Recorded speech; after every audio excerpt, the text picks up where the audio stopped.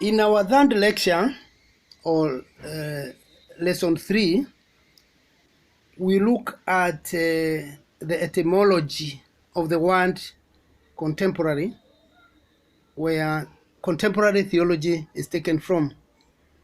Etymologically, the word contemporary comes from the medieval Latin word con, which means together with.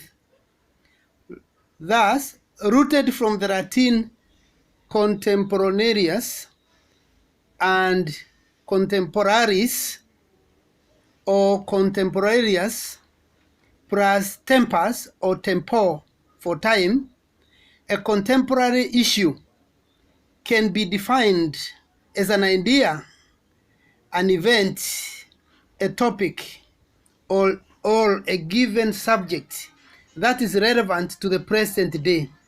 In view of this, a contemporary theological issue is different from current or present theological issue, as the former connotes an issue that has been with us for quite some time. But present is that which is present, or current is that which is happening right now. But the contemporary issue is that which will be with us for quite some time. Now, concerning now contemporary theologies themselves, let me reiterate that they tend to address cutting-edge issues facing the society. Hence, they address critical themes such as God and poverty, God and bad governance, God and freedom and oppression, God and gender, and other related issues that meet our contemporary threshold. This may appear to complicate our definition for contemporary theologies, especially when we mull over the fact that contextual theologies likewise address contextual and situational issues.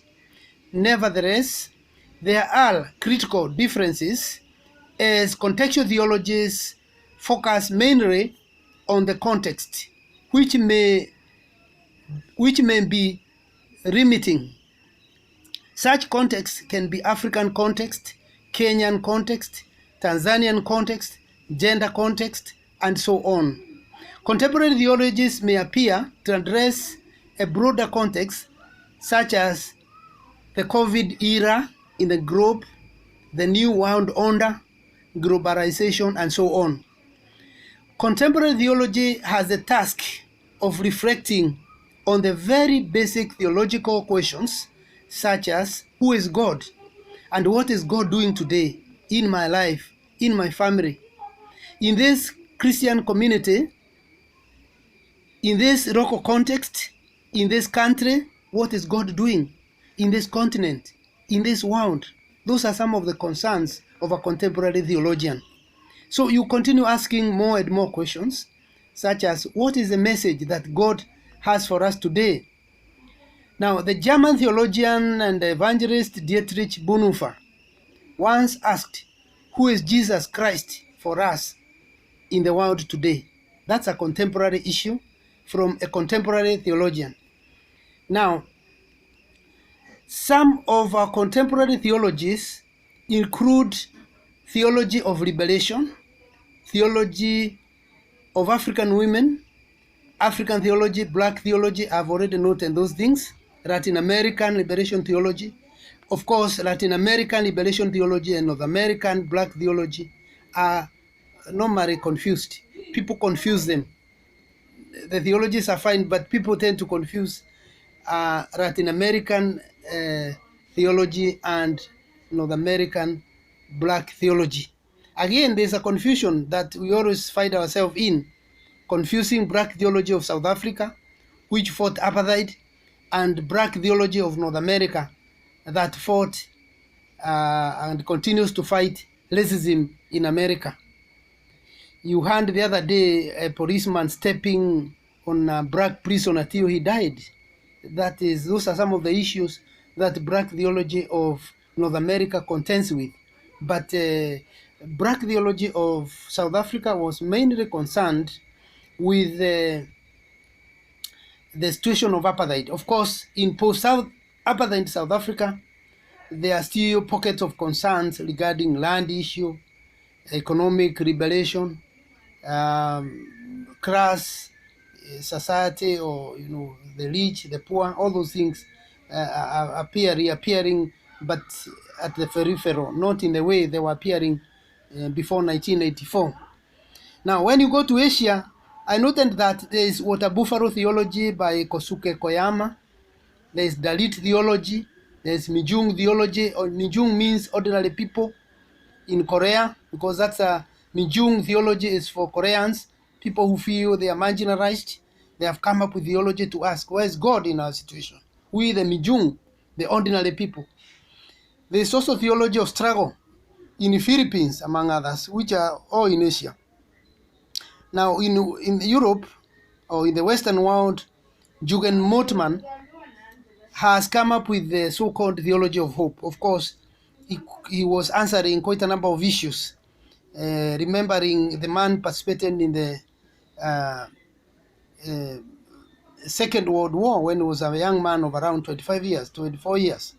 And he used to say, where there is war, a Christian should go to the war front, to the battlefield, and hoist the flag of peace. And he literally did it and nursed some injuries. So he's a practical contemporary theologian, addressing the contemporary issues in the most practical way possible.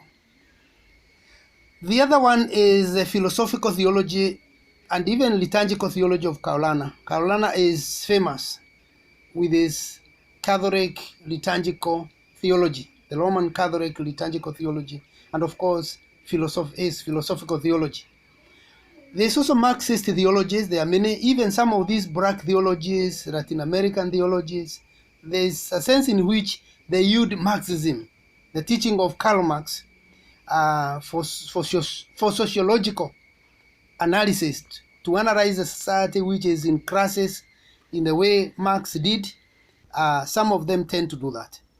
There is also moratorium theology of John Gatto, which where he made epoch-making speech in Milwaukee, USA, to say we need to suspend the help we get from donors abroad as African church, and run our churches in Africa on our own, or in the third world on our own, without outside props or help. And it looked like he's a racist chasing the whites in Africa. He looked like he's not within the Great Commission, where everybody goes wherever you want to do mission. But he argued very strongly that unless people are self-reliant, as another theologian had said earlier, called Henry Venn, that a church should have the three self-propagating, self-governing, and a church that is self-sustaining. Unless we have the three selves, ability to sustain ourselves, to govern ourselves in every region in the world, ability to run our affairs, we cannot be truly a Church of Christ anywhere in the world. If everything is coming from our big brothers and sisters, then we remain dependent, and we employ dependency syndrome to run our affairs. There is also Theology and Development by Steve De Gruchy in South Africa, where he said you don't have to separate theology and development. You don't have to call it developmental theology or theologized development. Call it as separate entities, theology on one side and development on the other side. And you deal with economic issues, addressing Africa and the rest of the world. The North-South debate were critical features in Steve De Gruchy's theology. It's a contemporary theology. There is also theologies of success, mainly from America, and they include prosperity theology, theologies of self-esteem. Now, there is also African hospitality theology. There is also HIV and AIDS theology. There is also the emerging COVID-19 theologies, among other contemporary theological trends. In sampling the above, it is worthwhile to appreciate that Burakumin liberation theology of Japan was initially meant to address the pride of the Burakumin minority who have been oppressed for more than 400 years.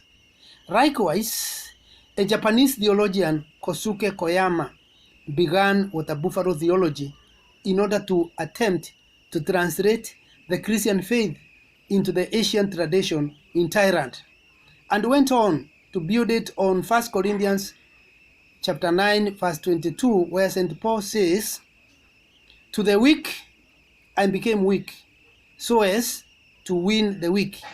I have become all things to all men and women, so that by all possible means I may save some." Further, Minjung, which is a Korean word for the ordinary people, was developed in 1970s. In 1970s to address the pride of the socially oppressed and the powerless in the pride of the scripture.